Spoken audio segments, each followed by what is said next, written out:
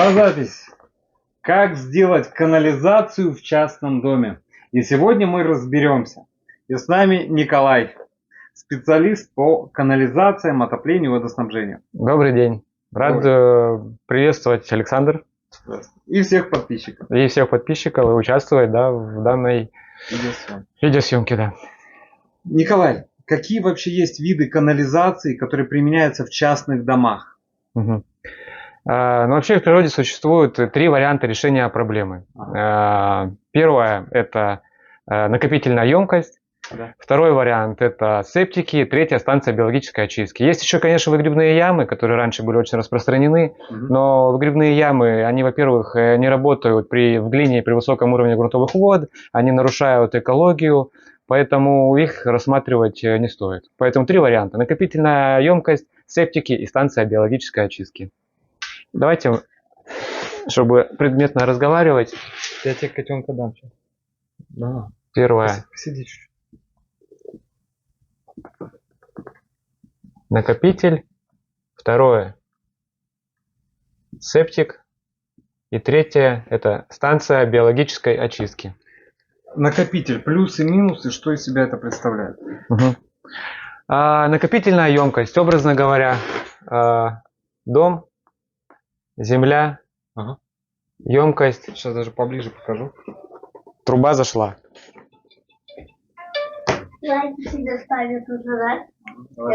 Поближе поставлю. Накопительная емкость. Преимущества какие? Работает и в глине, и при высоком уровне грунтовых вод. Смысл, я думаю, понятен по названию накопительная емкость. То есть хозяйственно-бытовые стоки попадают и в этой емкости накапливаются, никуда не выходя из нее. То есть плюс, работает и в глине при высоком уровне грунтовых вод, но есть очень большой минус в том, что если вы выбираете вариант с накопительной емкостью, там кошка немножко дикая, может сдачи дать. Минусы накопительной емкости в том, что вы привязываете свою жизнь к ассенизаторской машине. Допустим, пример. Закапываем накопительную емкость на 3 куба. 3 куба, 3000 литров. Почему 3? Почему именно 3? 3000 литров? Ну, потому что в среднем ассенизаторы, которые ездят у нас по городу, 3 куба они берут. Вот. Их легче всего найти, поэтому емкость, логичнее, если тоже в 3 куба закапывать. Вот. Допустим, семья 3 человека. Живет у нас 3 человека. По строительным нормам и правилам один человек тратит 200 литров. Но это строительные нормы и правила, они завышены, как говорится, написаны кровью. Вот. По факту чуть меньше, конечно. Где-то 120 литров один человек тратит в канализацию. То есть, возьмем 120 литров. То есть в день 3 на 120 это 360 литров. 3000 кубов это примерно 8 дней. То есть через 8 дней емкость будет заполнена. Это я веду к чему? Что вы привязываете свою жизнь к ассенизатору, и раз в 8 дней вы будете откачивать эту емкость. Заказывать ассенизатор. Средняя цена ассенизатора у нас 1500-2000 рублей. То есть, выходит в копеечку. Что-то дороговато. Да. То есть... Зачем мне это надо каждую неделю, там каждые полторы? Плюс работает в глине и грунтовые воды высокие, Минус обслуживание дорогое. Это подъезд надо делать этой технике специально, это обдумывать.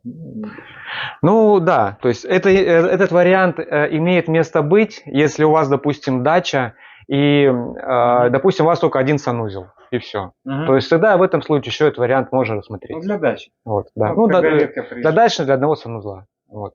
То есть следующий вариант это септик. Дом. Септик это накопительная емкость, но, образно говоря, она с перегородками идет. Труба зашла и труба вышла.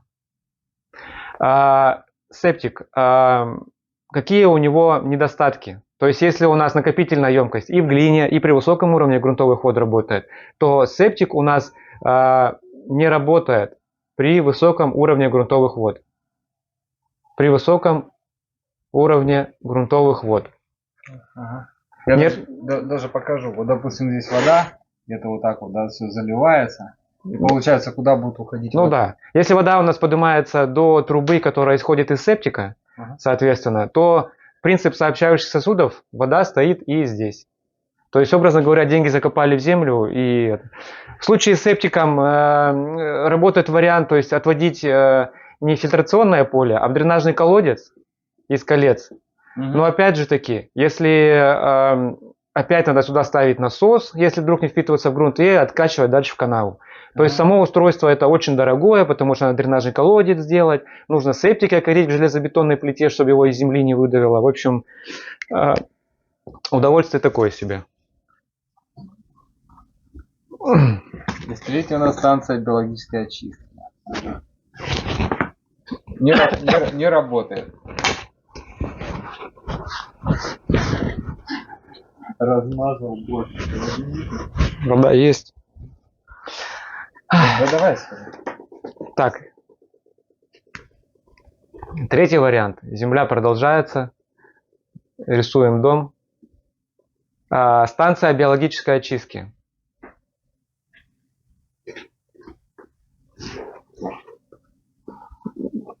Это мы уже...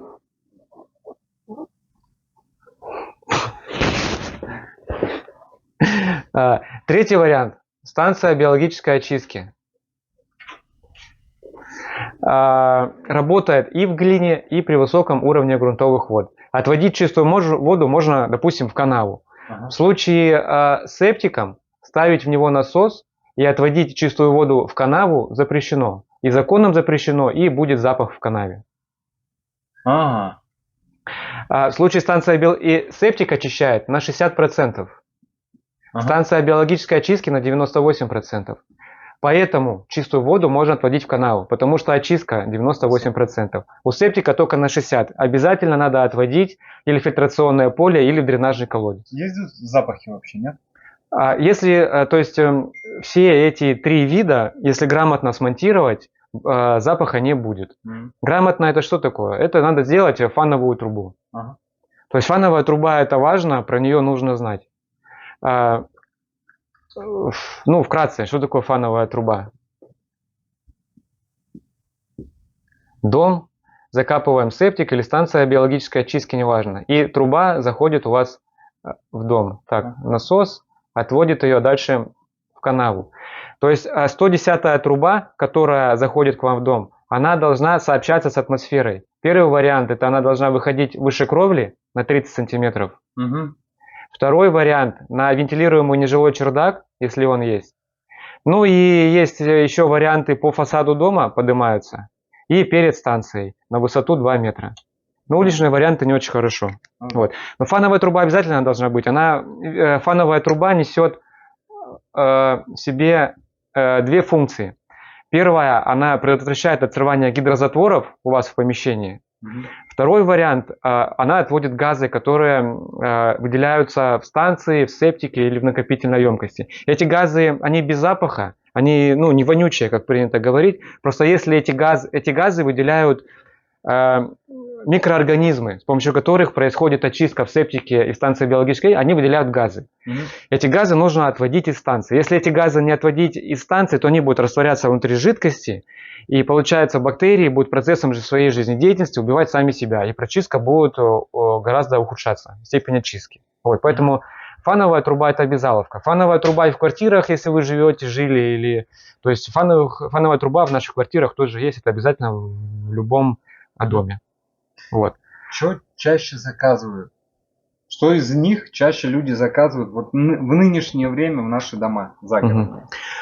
Я просто хочу самые популярные, практичные решения найти и его рассмотреть более подробно. То есть что вот народное из них? Ну, народное у нас в Сыктывкаре и в пригороде, раз уж мы здесь живем, и наши заказчики здесь, кругом глина и грунтовые воды высоко. Мало найти на самом деле сухих участков. Для таких условий у нас подходит только два варианта. Или накопительная емкость, или станция биологической очистки. Накопительная емкость, это вы себя привязываете к ассенизатору, то есть тоже не рассматривается. Остается вариант со станцией биологической очистки. С отводом чистой воды в канаву.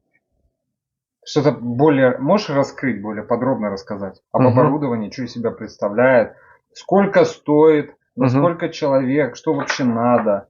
Ну, макет станции, вот, допустим, у меня здесь, ну, если вкратце, допустим, семья из 3 человек. На рынке огромное количество всевозможных станций биологической очистки, и с каждым годом получается все больше и больше. Пальцев на руках не хватит все перечислить. Что у нас есть? Евролосы, евробионы, евротанки, евроколоса. То есть огромное количество всего, выбор огромный. Принцип, наверное, один и тот же. Технологическая схема очистки плюс-минус везде одинаковая. Вот. А за что тогда платить? За название? Ну, есть такие бренды у нас, как типа Юнилоса, типа Топаза, которые были вообще основоположниками этих станций биологической очистки, которые 25 лет назад это придумали, потом они там на предприятии между собой поссорились, начали ответвления быть, появились вот Юнилосы, там Евробионы и так далее. То есть, допустим, Юнилос хорошее оборудование, вот, но ценник сейчас, допустим, если рассматривать станцию на 3 человека, там 110 тысяч рублей у нее. Вот. Только сама станция, да. Вот. Почему дорогое? Потому что просто за бренд. То есть, вот. Есть оборудование на самом деле более бюджетное, допустим, там Евроколос гибрид станция, то есть если сравнивать по цене, вот Юнилос 110 тысяч рублей, Евроколос гибрид на 3-4 человека 73 тысячи рублей. То есть, нормально. Вот. Нормально. То есть на что обратить внимание при выборе станции? То есть компрессор, который идет вместе со станцией. Компрессор нужно... Есть разные компрессора. На многие станции ставят китайские бюджетные компрессора, которые не живут больше года. Выходят из строя, и эти компрессора впоследствии не ремонтопригодны. Вот, вот на дорогих станциях ставятся компрессора Сикохи. Зачем нужен компрессор? Компрессор, да, то есть станция биологической очистки, с ней идет компрессор. Компрессор подает воздух в разные отсеки станции, в разные промежутки времени. За счет этого и происходит очистка. Вот в септике у нас воздух не подается, и в нем работает только один вид бактерий, анаэробные, которые живут без воздуха. Поэтому очистка на 60%. Станция биологической очистки подается воздух, поэтому работает 2 вида бактерий, которые живут с воздухом и без воздуха. Поэтому очистка у нас на 98%. Вот. Соответственно, по ценнику, ну, ориентировочно, вот Евроколос гибрид 73, Юнилос 110. На что обратить внимание при выборе? Во-первых, компрессор, чтобы был качественный, станции. Вот. И второе, толщина станции. То есть, ну, наверное, понятно, чем тоньше станция, тем дороже будет монтаж, потому что нужно при монтаже дополнительно укреплять корпус станции путем засыпания ЦПС, цемент с песком 5:1. Вот. То есть надо брать станции с крепким корпусом, желательно больше, чем 10 мм. Вот. То есть первое, как выбираем станцию биологическую? Первое, толщина корпуса, и второе, ее объем. То есть, причем здесь объем? Многие производители привирают немножко. То есть у станции, допустим, там рабочий объем всего 1,5 куба, а они говорят, что эта станция предназначена для 4 или для 5 человек. То есть, ну, сложно такое представить, что там в ведре ты сможешь почистить стоки для целой семьи. Поэтому важен объем. То есть, если, допустим, вы выбираете станции, допустим, Юнилос 3, Евроколос 3, Евробион 3, Евроколос гибрид 3, то посмотрите не только характеристики, которые заявляют, там, мы до 3 человек и так далее, а посчитайте рабочий объем каждого септика. И вы удивитесь. То есть некоторые станции рабочий объем меньше куба. То есть нужно брать чем больше. Ну, чем больше, тем лучше, по идее. Почему объем еще важен? В том, что если вдруг компрессор выйдет у вас из строя когда-либо, жизнь долгая, то есть, считай, срок эксплуатации станции 50 лет. Если вдруг компрессор выходит из строя, то в случае, если у станции большой объем, то станция просто переходит в самотечный режим, в режим септика. И очистка будет у нее происходить и дальше, и станция будет дальше работать без компрессора. Просто очистка падает с 90%, 98% на 60%. Вот. Это я к тому, что чем больше объем, тем большая степень очистки без компрессора. А как часто компрессор умирает, коль мы о нем заговорили? 5, 6, 10? Если 10 лет, срок эксплуатации 10 лет, вот, но компрессора боятся скачков напряжения на самом деле. То есть нужно ставить на дом стабилизатор напряжения. Да. Нынче ставят, поэтому проблем нет.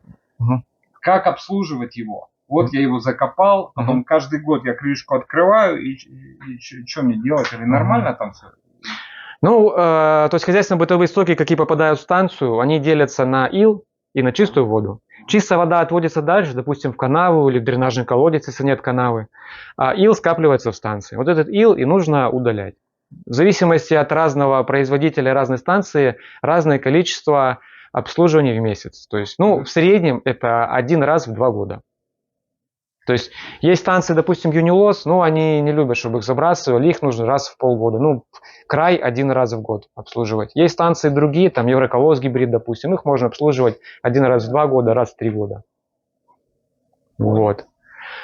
Соответственно, ну что сказать, по монтажу, по стоимости монтажа, может быть, то есть... Вот, давай базово, вот 3 человека, 3-4 человека, вот это оборудование, но с монтажом, с трубами, вот не просто оборудование, а сколько стоит с трубами, с монтажом, с греющим кабелем, то есть, ну, комплексно, чтобы я общую сумму понимал. Ну вот, допустим, станция 70... Ну, вот Евроколос, вот, например. Вот это. 74 тысячи рублей, само оборудование. Монтаж. То есть все зависит на самом деле от расстояния. Какое расстояние от стояка, который зайдет в санузел, до сброса чистой воды? Возьму образно 5 метров. 5 метров. 5 метров до канавы. Тогда монтаж у нас будет 45 тысяч рублей. В эту цену уже входит рытье котлована. На дно котлована песчаная подушка, дальше опускается станция, верхний пояс станции утепляется пеноплексом, трубы канализационные, рыжие для наружной прокладки, трубы утепляются энергофлексом 20 мм толщиной, отводящая труба это ПНД 32 диаметра, отводящая труба делается с греющим кабелем, утепляется трубка энергофлекс. То есть все материалы в 45 входят. Вот. Это работа трактором или вручную? Работа экскаватора, или если нет возможности заехать экскаватора, ну, котлован роется вручную, то есть тоже в 45 уже сидит. Вот.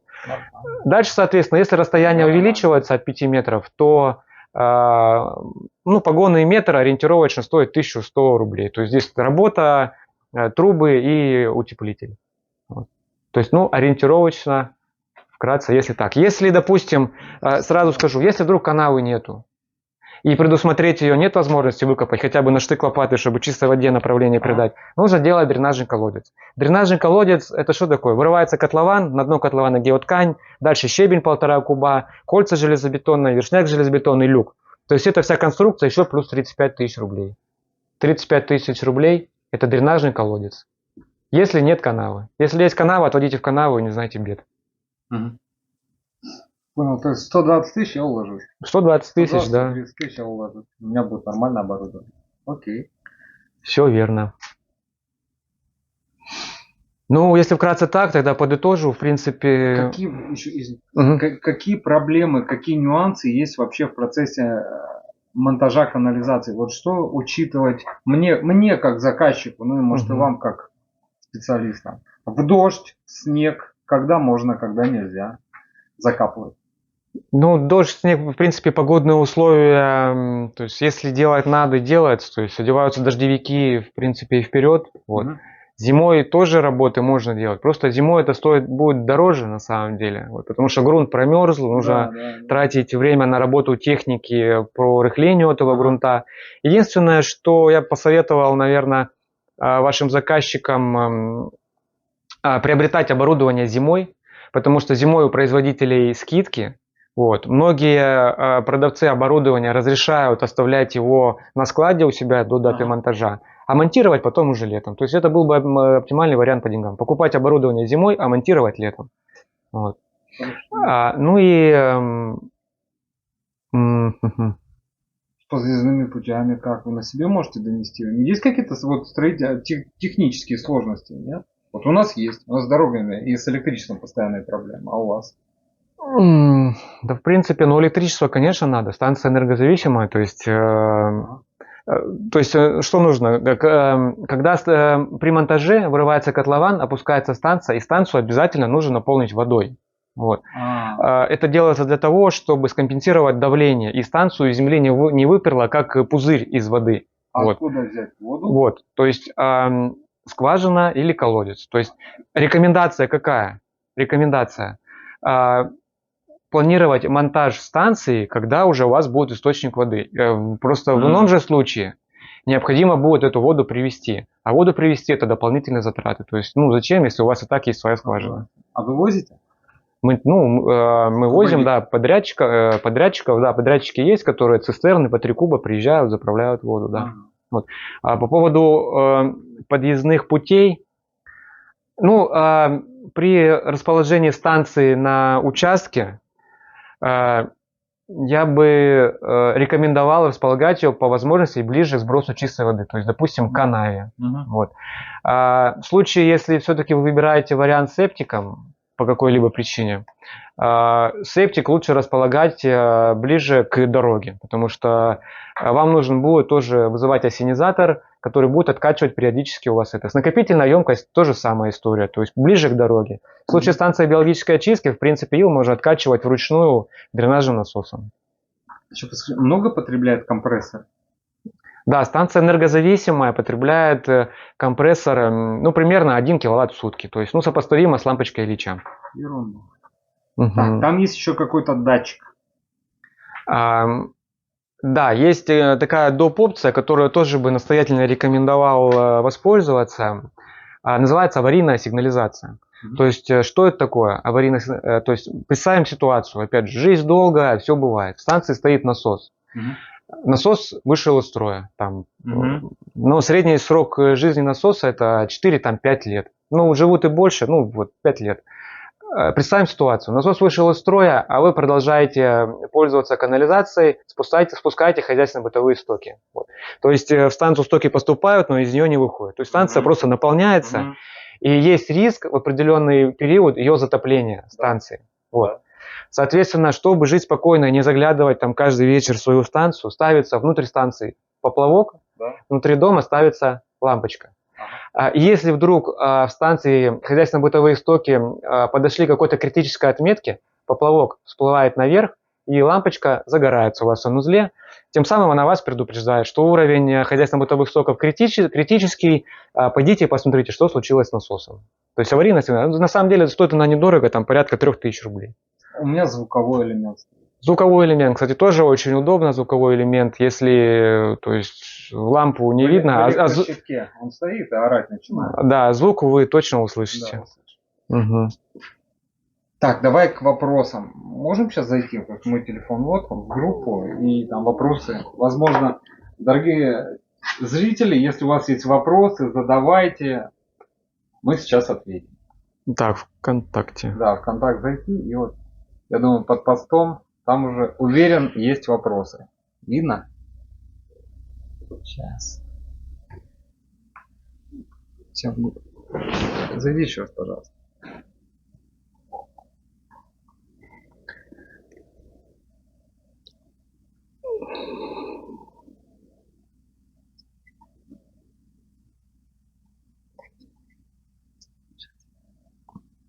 Сейчас, одну секундочку. Так. Центр домостроения. Нет, строительство домов. Сейчас я прочитаю. Строительство домов, все нашел. Там вот сейчас идет прямой эфир. Вот у нас 2 комментария. Как ведет себя СБО в мороз? Хороший вопрос на самом деле. То есть не замерзнет ли? Что у нас вообще может замерзнуть в станции? Труба канализационная, которая идет от дома к станции. Во-первых, при монтаже она утепляет трубкой Энергофлекс, первое. Во-вторых, канализационная труба это не водопровод. Водопровод, он напорный, в нем вода всегда. В канализации же хозяйственно-бытовые стоки попали в нее, прошли по трубе, попали в станцию. Труба пустая, раз труба пустая, значит и замерзать по идее нечему. Дальше, сама станция. Сама станция при монтаже утепляется пеноплексом 5 см толщиной, корпус станции. Соответственно, хозяйственно-бытовые стоки, какие попадают в станцию, как минимум комнатной температуры. Очистка происходит с выделением теплоты Вот. Плюс зимой снегом запорошит у вас станция, снег сам по себе хорошая изоляция. Вот.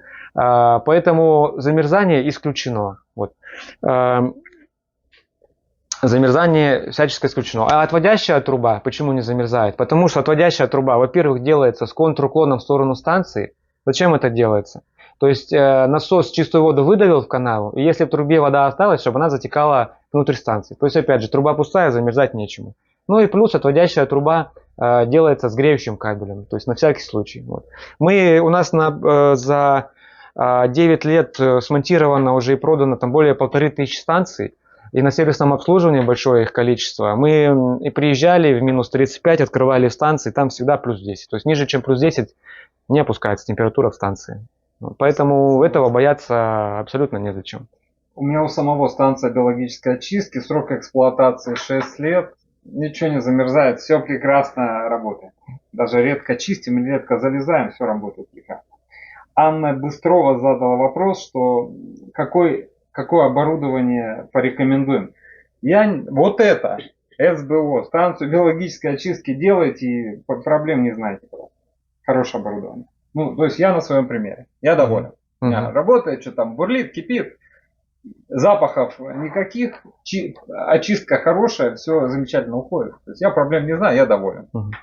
Ну, выбирайте, опять же, какое оборудование порекомендую. Выбирайте по толщине оборудования и по его объему. То есть. Все, давай заканчивать. Спасибо, что были с нами. Надеюсь, мы в какой-то степени раскрыли тему, какой септик, какую канализацию сделать в загородном доме. Так что до следующей пятницы. Все, до встречи. Всего доброго.